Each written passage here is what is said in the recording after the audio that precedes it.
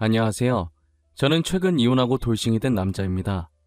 제가 이렇게 사연을 보내게 된 이유는 바로 저와 이혼한 여자 때문입니다. 그 사람을 아내라고 부르고 싶지 않을 정도로 제 결혼과 이혼은 너무나도 수치스러워요. 지금 생각해보면 무엇 때문에 아내를 그리 사랑했는지 모르겠을 정도로 콩깍지라는 게 무섭네요. 저는 사랑하는 사람과 행복한 가정을 이루고 싶었을 뿐이었는데 그게 너무 큰 바람이었나 봐요. 이 이야기를 정말 쪽팔려서 주변 사람들한테 털어놓을 수가 없어서 이렇게 익명으로 사연을 보내봅니다. 저는 1년 전에 의사인 아내와 결혼을 했었어요. 제가 아내를 데리고 처음 결혼 허락받으러 갔을 때 저희 부모님의 반대가 너무 심했었어요. 이 말을 들은 여러분들은 저희 부모님의 눈이 너무 높다고 의사 며느리면 좋아해야 하는 것 아니냐고 얼마나 더 대단한 며느리를 데리고 와야 허락을 해주나 싶으시죠? 저희 집은 사업하는 집안인데 규모가 꽤나 큰 편이에요. 저희가 사업을 하는 집안이다 보니 저희 부모님은 제가 같은 업계 사람이랑 결혼하길 바라셨죠. 아무래도 같은 사업가로서 서로의 일에 이해도 잘해줄 것이고 필요할 때 도움도 받을 수 있잖아요. 사업을 하면서 비슷한 사람끼리 서로 상보상조하는 것이 좋으니까요. 저는 그래도 아내 직업이 평범한 것도 아니고 의사니까 부모님께서 허락을 해주시지 않을까 했어요. 단호하게 반대를 하시니 저도 놀랐지만 아내도 만만치 않게 놀라했어요.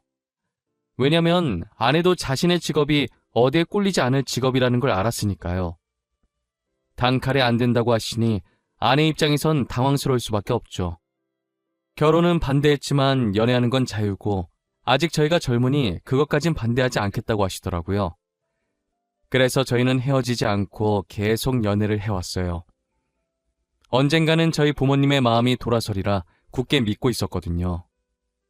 하지만 마음을 돌릴 기미가 보이지 않았고 아내와의 결혼 이야기를 꺼내려고 하면 부모님은 아무 말도 하지 못하게 저를 째려보셨어요. 저는 부모님의 기에 눌려서 결혼의 기억자도 못 꺼내고 입을 닫아야 했어요. 부모님은 연애는 연애고 결혼은 결혼이라며 선자리에 나가라고 하시는 거예요.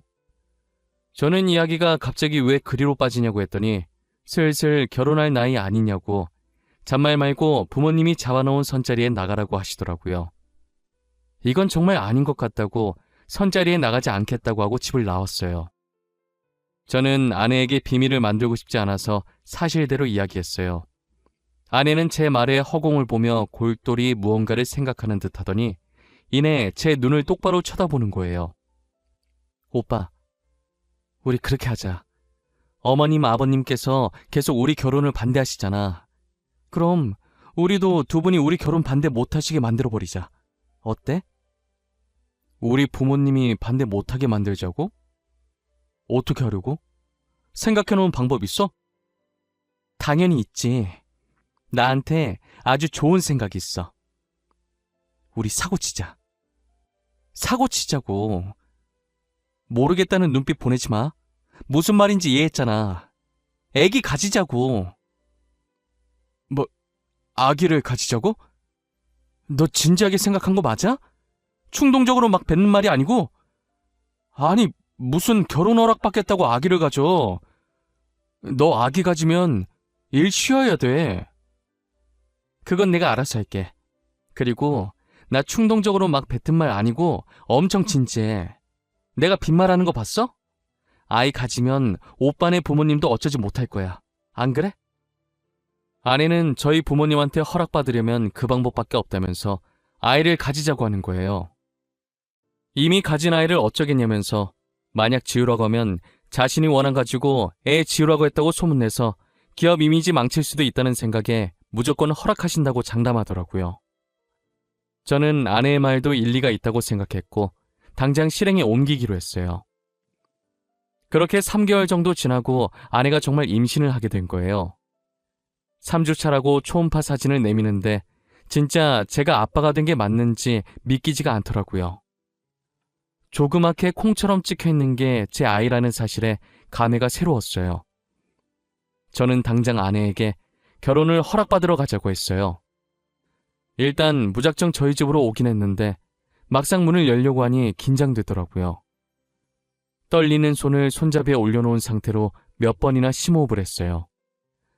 아내는 제 손 위에 자신의 손을 올리더니 저를 향해 고개를 한번 끄덕이더라고요. 저도 아내 따라 고개를 끄덕이고 아내와 같이 문을 열었어요. 문 열리는 소리에 부모님이 저희 쪽으로 쳐다보셨고 아내와 함께 온 모습을 보고 눈을 찌푸리더라고요.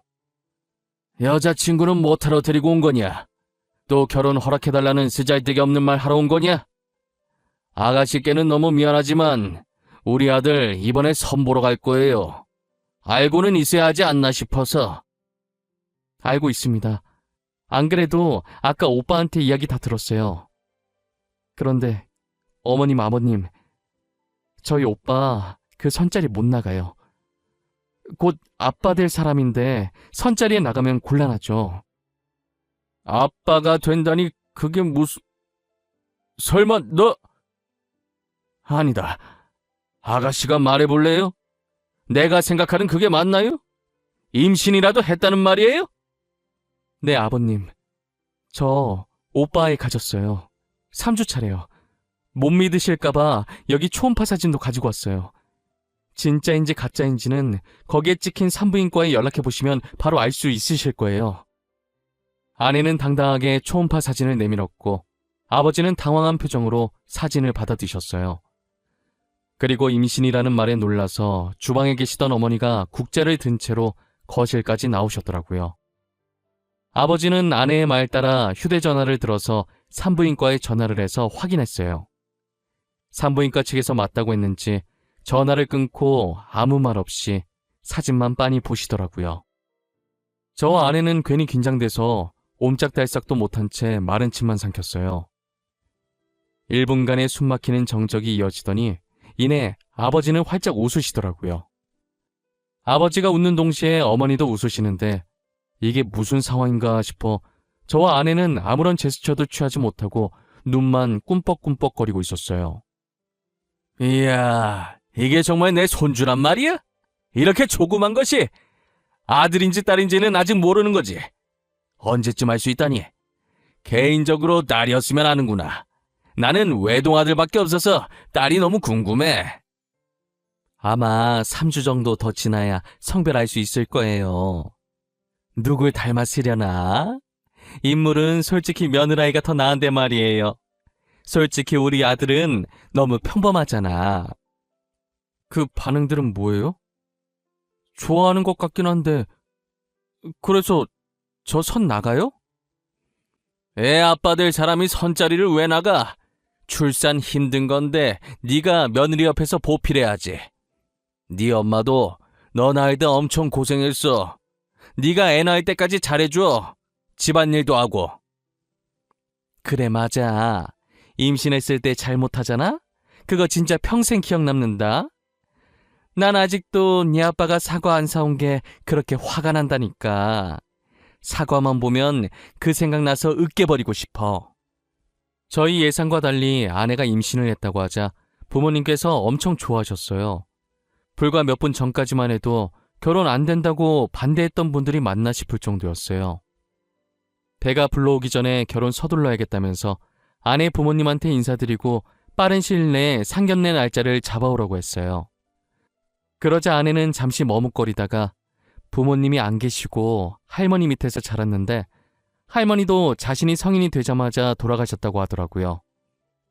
갑자기 분위기가 숙연해졌고 아내는 이런 반응 바라고 말한 거 아니고 괜찮다고 하면서 분위기를 바꿔보려고 했어요. 저희 부모님은 제게 더 잘하라고 그런 상황 속에서 의사된 것이 너무 대견하다고 했죠. 저도 처음 들은 아내의 가정사라 놀랐고 결혼해서 행복한 가족을 만들어줘야겠다고 생각했어요. 아내는 미리 말하지 못해서 미안하다며 닭똥 같은 눈물을 흘리더라고요. 오빠 미안해. 오빠한테는 그래도 미리 말했어야 하는데 놀랐지. 오늘은 꼭 말해야지. 내일은 꼭 말해야지 하면서 참을 말 못했었는데 이제서야 말하네. 너가 뭐가 미안해. 내가 미안하지. 너가 그런 아픔이 있는 줄도 모르고 마냥 해맑고 순수한 아이라고 생각했는데 우리 결혼하면 정말 행복하게 살자. 고마워. 끝까지 나 포기하지 않아줘서 너무 고마워. 내가 정말 잘할게. 우리 힘들게 결혼하는 만큼 꼭 행복하게 살자. 그렇게 저희는 상견례를 생략하고 속전속결로 결혼을 진행했어요. 저희 부모님은 손주 안겨줘서 고맙다며 최고 대우를 해줬어요. 서울의 40평짜리 아파트에다 혼수도 다 넣어주시고 연예인들이 많이 이용한 예식장에 드레스까지 저희 부모님께서 모든 것을 최고로 준비해 주셨어요. 저와 아내는 아이 덕분에 일원도 들지 않고 맨몸으로 결혼을 한 것이에요. 아내는 보잘것없는 자신이 감히 이런 것들을 누려도 되냐며 눈치를 봤지만 저는 충분히 누려도 된다고 눈치 보지 말고 누릴 수 있을 때 마음껏 누리라고 했어요. 제 말에도 눈치를 보다가 아내 친구들이 부럽다면서 말 거니까 조금씩 어깨를 피기 시작하더라고요. 저희는 많은 사람들의 부러움 속에서 성공리 결혼을 마쳤어요. 신혼여행은 외국으로 가고 싶었는데 시국이 시국이니만큼 외국으로 가진 못했고 우리나라에도 외국 느낌 나는 곳이 있다고 하길래 거기서 신혼여행을 즐겼어요. 신혼여행을 마치고 신혼집으로 가보니 엄청 이쁘게 꾸며져 있더라고요. 안방도 되게 깔끔하고 옷장에는 새 옷들로 가득 차 있었고 아이방도 알록달록 예쁘게 꾸며져 있었는데 남자인지 여자인지 몰라서 그런지 옷장에 아이 옷은 아직 하나도 없더라고요. 아내는 예쁘게 꾸며진 집을 보고 좋아서 어쩔 줄 몰라 했어요. 특히나 옷장에 걸려있는 옷들과 옆에 진열되어 있는 가방을 보고 정신을 못 차렸죠. 신혼여행 마치고 원래 살던 집에서 옷을 가지고 오려고 했는데 안 그래도 되겠다면서 어머니랑 자기랑 취향이 잘 맞는다며 너무 좋아했어요. 어머님, 여기 옷장에 있는 거 다 어머니가 골라주신 거예요? 다 너무 예쁘고 좋아요. 제가 이런 걸 받아도 되는지 모르겠어요. 되게 비싼 것 같은데. 이제 우리 집 사람 됐는데 좋은 옷만 입고 좋은 가방만 들고 다녀야지. 안 그래? 슬픈 현실이긴 하지만 사람들이 다 겉모습만으로 판단하잖니. 그러니 너도 이제 꾸미고 다녀. 감사합니다, 어머님. 다 달아 없어질 때까지 열심히 입고 열심히 들고 다닐게요. 아무것도 없는 저를 며느리로 받아주셔서 정말 감사합니다. 저희 잘 살게요, 어머님. 그래, 나야말로 우리 손주 안겨줘서 고맙구나. 애 낳을 때까지 우리 아들 실컷 부려먹어. 여왕 대접 받을 수 있는 건 그때뿐이다. 여행 갔다 오느라 피곤할 텐데 쉬어. 끊으마. 어머니는 아들인 저는 안중에도 없고 오직 며느리 걱정뿐이셨어요. 그래도 저는 전혀 서운해하지 않았고 오히려 보기 좋았어요. 처음엔 결혼 절대 안 된다고 반대했었지만 결국엔 이렇게 결혼도 하고 어머니와 아내가 잘 지내는 모습을 보니 이것이 행복이라는 걸 느꼈죠. 저는 신혼집에 발을 들인 순간부터 임신한 아내가 불편할까봐 집안일을 제가 도맡아 했어요. 임신 초기엔 절대 안정이라는 어머니의 말을 듣고 화장실 갈 때 말고는 제가 대신 움직였어요. 제가 예전에 요리학원에 다녔던 적이 있어서 그때 실력을 살려서 맛있는 것도 많이 만들어줬죠. 아내는 이런 것도 만들 줄 아냐며 놀라더니 맛있게 다 먹어주더라고요. 제가 만들어준 요리를 남김없이 잘 먹는 모습을 보니 얼마나 뿌듯한지 몰라요. 요리사들이 이 맛에 요리를 하는구나 싶더라니까요. 주변에서 아내가 임신하면 입덧이 심해서 밥을 못 먹는다고 해서 걱정을 많이 했는데 저희 아내는 다행히 입덧을 하지 않았고 가리는 것 없이 잘 먹었어요. 저희는 아이가 뱃속에서부터 효자라면서 태어나면 얼마나 효자일까 유난을 떨었어요. 하지만 효자인 줄만 알았던 아이가 아내를 불편하게 하는 게 한 가지 있더라고요. 임신을 한 뒤로 어디로 눕든 자세가 불편해서 불면증에 시달리고 있다는 거예요. 그래서 저희는 어쩔 수 없이 결혼한 지 2달 반 만에 각방을 써야 했어요. 마음껏 자세를 바꾸고 움직일 수 있게 넓은 침대를 하나 사서 남는 방에 넣어줬고 자세 편하게 취할 수 있는 기다란 베개 같은 게 있다고 해서 그것도 사서 같이 넣어줬어요. 아내는 그 베개가 효과 만점인 것 같다고 간만에 편하게 잤다고 좋아하더라고요. 그렇게 아이를 낳을 때까지만 각방 생활을 하기로 했어요. 이제 아내가 임신한 지 4개월이 접어들었는데 생각보다 아내 배가 안 튀어나오더라고요. 제가 임신을 해본 적이 없으니까 어느 정도 돼야 배가 튀어나오는지 정확히 몰랐어요. 단순히 호기심에 아내한테 물어봤는데 아내가 살짝 당황해 하더라고요. 여보, 이번 주면 우리 아기 4개월째 되는 거 아닌가? 근데 당신 배는 그대로인 것 같네? 내가 임신을 안 해봤으니까 잘 모르지만 4개월째 되면 배가 튀어나오지 않아? 아, 튀어나오지. 근데 그건 애기 크는 속도에 따라 달라. 우리 애가 다른 애에 비해 체구가 작나 보다. 앞으로 다른 애들처럼 크게 잘 먹어줘야겠어. 그래? 근데 당신 최근에 되게 잘 먹었잖아. 아, 영양소 고루고루 잘 먹여야 하나? 우리가 너무 고기만 먹긴 했어. 야채도 좀 먹어야겠다. 임산부한테 좋은 음식 좀 알아볼게. 진짜 매번 고마워. 나 정말 남편 하나는 기가 막히게 잘 뒀다니까. 당신 같은 사람을 어디서 만나. 항상 고마워. 아니야, 나야 고맙지. 너 덕분에 내가 사람 됐잖아. 우리 앞으로도 지금처럼 행복하게 살자. 저는 아내가 당황해하긴 했지만 아무래도 아내가 의사이기 때문에 의심 없이 아내의 말을 믿었어요. 그 뒤로 임산부에게 좋다는 음식만 골라서 아내에게 해다 바쳤고 아내는 아기를 위해 열심히 먹었어요. 다행히 아이에게 아무 문제가 없는지 아내의 배가 조금씩 불러오기 시작하더라고요. 아내는 자신의 병원에 산부인과도 있어서 근무하면서 홀로 검진을 다녔고 저는 이쯤 되니 아이의 성별이 궁금해지더라고요. 하지만 낳았을 때 아는 게 더 감회가 새로울 것 같아서 성별을 물어보지 않았어요. 아내는 몸이 무거워질수록 점점 화가 많아졌고 저는 아내가 화내면 아이에게 좋지 않으니 친구들 만나서 스트레스라도 풀라고 카드를 쥐어줬어요. 앞으로 계속 제 카드를 들고 있다가 필요한 것들 사고 먹고 싶은 것도 사 먹으라고 했죠. 아내는 카드를 보고 두 눈을 반짝이더니 진짜 다 사도 되냐고 갑자기 애교를 부리더라고요. 저는 그 애교에 넘어가서 사고 싶은 거 다 사라는 말을 내질러 버렸어요. 아내는 정말 사고 싶은 것들 다 사기 시작했고 집에 비슷한 가방이 여러 개나 있는데도 자신의 성에 차지 않는지 계속 사들였어요. 저는 그만 사라고 하려다가 한 입으로 두 말하는 쪼잔한 남자 될 것 같고 임신할 때 잘해야 된다고 안 그러면 두고두고 기억에 남는다는 어머니의 말이 생각나서 그냥 두고 볼 수밖에 없었어요. 그러다 아내가 대뜸 친구와 태교 여행에 가고 싶다고 하더라고요. 자기 친구들도 아이 가졌을 때 태교 여행 갔다고 하면서요. 자기야, 나 친구들이랑 태교 여행 갔다 오면 안 돼? 내 친구들도 아이 가졌을 때 친구들끼리 태교 여행 갔다고 하더라고. 그래? 근데 나랑 가면 되잖아. 꼭 친구들이랑 가야 돼? 자기, 나 서운하려고 그래? 아니, 나 결혼하고 나서 친구들이랑 여행 한 번도 못 가봤단 말이야. 이때까지 자기랑 많이 놀았잖아. 이번엔 자기가 양보해주면 안 돼? 알겠어. 아쉽지만 내가 양보해야겠네. 친구들이랑 재밌게 놀다 와. 어디로 얼마나 놀고 올 건데? 오래 있다 올 거야? 이렇게 무거운 몸으로 어떻게 오래 있다 와. 그냥 짧게 2박 3일 갔다 올 거야.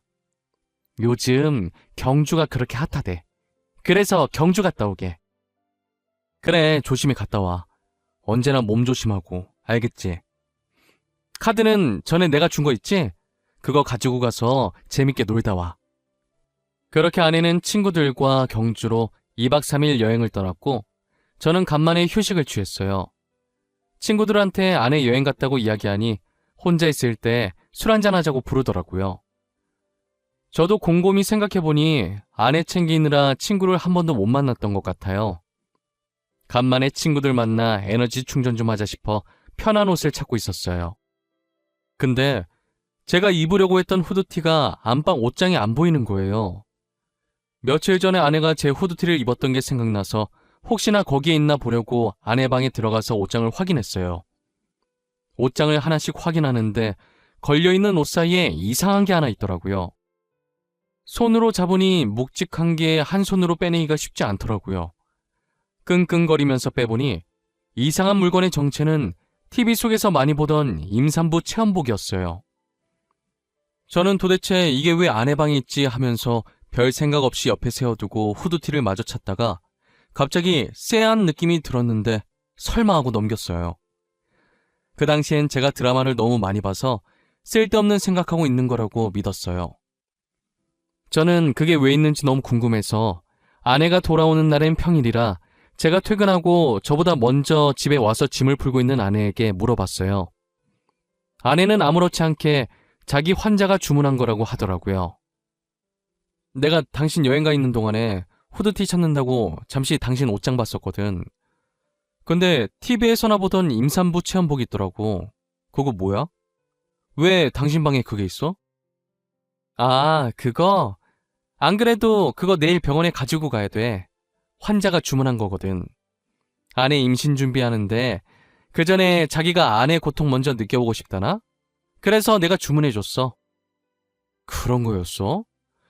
특이한 환자분이네. 하긴 먼저 고통 느껴보는 것도 좋긴 하겠다. 얼마나 힘든지 알아야 아내한테 더 잘할 거 아니야. 좋은 남편이시네. 하참, 당신한테도 저거 주문해서 입혀볼 걸 그랬나? 그럼 내가 지금 얼마나 힘든지 알 텐데. 난 괜찮아. 나는 입어보지 않아도 충분히 알았어. 그때 들어보니까 되게 무겁더라고. 나는 정말 괜찮은 것 같아. 당신 아직 저녁 안 먹었지? 내가 저녁 차려줄게. 아내는 호기심 가득한 표정으로 제게 임산부 체험복을 따로 주문해서 입어보길 권했고 저는 정말 입으라고 할까봐 말을 돌려버렸어요. 아내는 밥 먹으면서도 괜히 임산부 체험복 얘기를 하면서 난처해하는 제 표정을 보고 즐기더라고요. 저는 모양 빠지게 안 입겠다고 한 게 뒤늦게 민망해서 멋쩍은 듯 머리를 긁었어요. 그러다 한날은 제가 지방 출장이 잡혀 있었는데 갑자기 취소가 된 거예요. 당시 제가 피로감도 많이 쌓이고 몸이 좋지 않은 느낌이라 가기 싫었는데 잘 됐다 싶었어요. 저는 컨디션도 안 좋고 빨리 쉬고 싶은 마음에 아내에게 연락도 안 하고 곧장 집으로 갔어요. 운전도 못할 것 같아서 차를 회사에 두고 대중교통 이용해서 집에 갔죠. 집으로 들어가니 아내의 목소리가 현관까지 들리더라고요. 거실에 가니 안 보이고 소리 들리는 쪽으로 발걸음을 옮겼어요. 아내는 제가 들어오는 소리도 못 들었는지 방에서 열심히 누군가와 신나게 통화하고 있더라고요. 천천히 걸어서 문 앞에 다다랐을 때 문틈 사이로 들려오는 아내의 목소리를 듣고 멈춰섰어요. 근데 너 이제 어떡할 거냐? 대충 유산했다고 하지 왜 이렇게 질질 끌었어? 아이 어디서 구하려고 그래? 나 사사나 나왔다고는 말 못해준다. 미리 말했어. 야, 친구 좋다는 게 뭐냐? 이번에도 나 좀 도와줘. 나 너가 도와준 덕분에 결혼한 거잖아. 나 그때 진짜 아버님이 전화할 줄은 꿈에도 몰랐다? 얼마나 간 쫄리던지. 너 저번에 임산부 체험복 들킬 뻔했다며. 진짜 웃겨. 야, 잠깐만. 너네 남편 출장 갔다고 했지? 남편 출장 가 있는 동안에 유산했다고 하면 안 돼? 애 심장 안 뛰어서 수술했다고 하면 되잖아. 너 진짜 머리 좋다. 어떻게 그런 생각을 해내지? 애 심장 안 뛰는데 자기네들이 어쩔 거야. 그치? 나는 그냥 이 집 며느리로 있기만 하면 돼. 아버님 재산이 진짜 어마어마하더라고. 결혼식만 봐도 으리으리하더라. 우리 중에 너가 제일 초호화 결혼식 했을 거다. 너 SNS 보니까 집도 좋더만. 너무 부럽다. 멍청한 부잣집 도련님 물었다더니 진짜였네. 너도 나처럼 팔자 펴고 싶으면 분발해. 나도 너가 도와달라는 거 다 도와줄 테니까. 내가 의리하라는 끝내주잖아. 여보, 언제 왔어? 아니, 출장 간 거 아니었어? 아내는 홀쭉한 배로 침대에 누워서 통화하다가 일어나면서 문 앞에 서 있는 저를 발견하고 놀라더라고요. 마치 귀신이라도 본 사람처럼 들고 있던 휴대폰까지 던지면서 소리 질렀어요. 아내의 소리에 대충 짐작을 한 건지 상대방은 전화를 끊더라고요. 저는 배신감에 분노가 차올라서 온몸이 부들부들 떨리기 시작했어요. 아내는 부잣집 남자만 골라 사귀던 꽃뱀이었고 자신이 만났던 사람 중에 제일 부자였던 저와 결혼을 해서 팔자를 바꿔보려고 했던 것이었어요. 그래서 산부인과 의사인 동기와 짜고 쳐서 임신했다고 거짓말을 쳤고 저희 부모님과 저를 속여 결혼까지 한 것이에요. 저번에 제가 발견했던 임산부 체험복도 아내가 거짓 임신 연기하기 위해 샀던 것이었어요. 돌이켜보니 배 안 튀어났다고 했을 때 많이 당황했었는데 그때 의심을 해볼 걸 그랬어요. 아내 말처럼 제가 멍청해서 이런 연기에 속아 넘어갔던 것 같아요. 아내는 자기 말 좀 들어보라며 제 바지가랑이를 붙잡았어요. 여보, 내 말 좀 들어봐.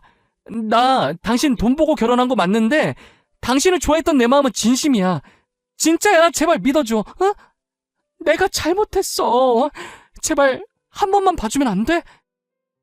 당장 내 집에서 나가. 나 네 얼굴 1초라도 보기 싫으니까 당장 나가라고. 사과 따윈 필요 없어. 나 네 사과 받을 마음 하나도 없거든? 그냥 내 눈 앞에서 꺼져! 여보, 내가 미안해. 제발 한 번만 봐줘. 거짓말한 건 미안해. 나 당신 너무 좋아해서 그랬어. 돈도 돈이지만 당신이 너무 착해서 좋았어. 착해서 속이기 쉬우니까 좋았겠지. 나보고 멍청한 부잣집 도련님이라며. 진짜 내가 멍청하게 네 연기에 속아서 이 지경까지 온 거네. 더 말하기도 싫다. 당장 나가! 저는 바짓가랑이를 잡고 있는 아내의 손을 뿌리쳤어요. 어차피 집안의 모든 물건은 제 돈 아니면 저희 아버지 돈이었기 때문에 휴대전화만 아내의 손에 쥐어주고 집 밖으로 내보냈어요. 아내는 미안하다고 한 번만 봐달라고 문 두드리면서 빌었지만 저는 용서해줄 마음이 없었어요. 저는 아내와의 이혼 소송을 위해 날이 밝는 대로 이혼 전문 변호사를 만났고 처음부터 녹음하진 못했지만 대충 중요한 말이 들어간 부분은 다 녹음된 걸 증거로 제출했어요. 법원은 당연히 저의 손을 들어주었고 아내는 제게 위자료를 줘야 했어요. 그리고 저는 아내가 의사 생활을 못하도록, 아니 사회에 발을 들이지 못하도록 하고 싶었어요. 그래서 아버지께 모든 걸 말씀드렸고 아버지는 인맥을 총동원해서 아내가 병원에 발을 들이지 못하도록 만들었어요. 의사협회에 돈을 노리고 임신했다고 거짓말치며 사기 결혼한 아내에 대한 청원글을 넣었고 저의 글이 삽시간에 퍼지면서 아내는 의사 생활은 물론 어디에도 발을 들이지 못하게 됐어요. 멍청한 부잣집 도련님 꼬셨을 때 이렇게까지 되리라는 생각은 전혀 못했었나 봐요. 세상엔 돈으로 안 되는 것이 아무것도 없는데 말이에요. 저는 아내가 병원이 아니라도 어디에 이력서를 넣든 못 들어가게 막을 생각이에요. 멍청하다고 비웃었던 사람에게 당하면 얼마나 비참할지 상상이 안 가네요. 저는 아내의 임신 조작을 도와준 친구도 찾아내서 병원에 발을 못 디디게 했고 그의 만행도 까발려 위조로 고소까지 넣었어요. 어차피 저는 이런 일이 있어도 꽃뱀한테 걸려서 불쌍하다는 얘기만 듣지 아내는 아마 평생 꼬리표가 남아 새 출발하긴 힘들 거예요. 그래도 저는 부잣집 도련님이라 그런지 이혼을 해도 저와 선을 보고 싶어하는 사람이 많더라고요. 역시 부모님들 말씀대로 비슷한 집안끼리 결혼을 할 걸 그랬나 봐요. 옛말에 어른들 말 들으면 자다가도 떡이 생긴다는 말이 있잖아요.